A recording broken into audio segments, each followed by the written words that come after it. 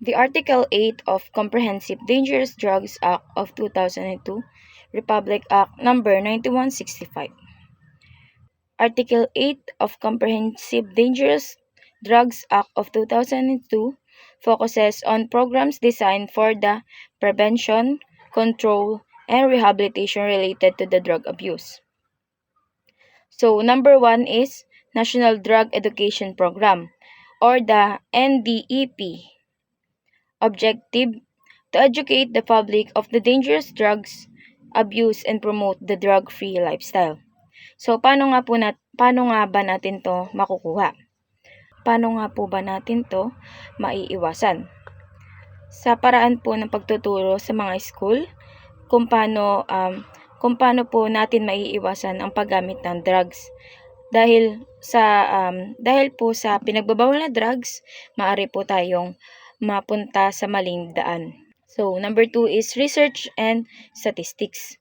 Yung purpose niya po is to conduct continuous studies and research to understand the extent and nature of the drug problem in the country. Kaya nga po meron tayong research para po sa iba na naguguluhan pa po kung ano pa po yung nilalaman ng word na drugs. Para po sa iba, ang drugs ay parang gamot lamang, pero po kailangan rin po natin siyang i-search para rin po malaman natin kung ano yung kabuuan ng salitang drugs. Number 3 is treatment and rehabilitation. Establishing and maintain treatment and rehabilitation center for individuals with drug-dependent issue. Dito naman po is para po ito sa mga taong nakagamit na po ng drugs and kailangan po nilang i-rehabilitate or gamutin para po maiayos or maituwid po yung buhay na meron sila ngayon. And for number 4, aftercare, follow-up, and social reintegration. Nabanggit ko po to kanina, and ito po yung pagpo-provide ng aftercare service to the individuals who have undergone rehabilitation to prevent relapse. So, dito naman po, kapag nasa rehabilitation center po tayo, meron po tayong mga treatment na isinasagawa. Tutuwid po yung mga dati nating pamumuhay, which is, kung ano ka po sa labas, iba na po sa loob. And for number 5 is drug abuse prevention and control. Community-based programs, develop and implement community-based programs aimed to prevent drug abuse. Pag sinabi pong community-based programs, ito po yung mga sinasagawa natin na pagre-rehabilitate or ipinapasok po sila sa rehabilitation center. For number 6 is international cooperation. Foster international cooperation with other countries and international organizations in combating drug abuse and trafficking.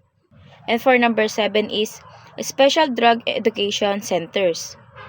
Set up special drug education centers to provide focused education and prevention efforts, especially in high-risk area. So, dito naman po, nagkakonduct din po sila ng workshop.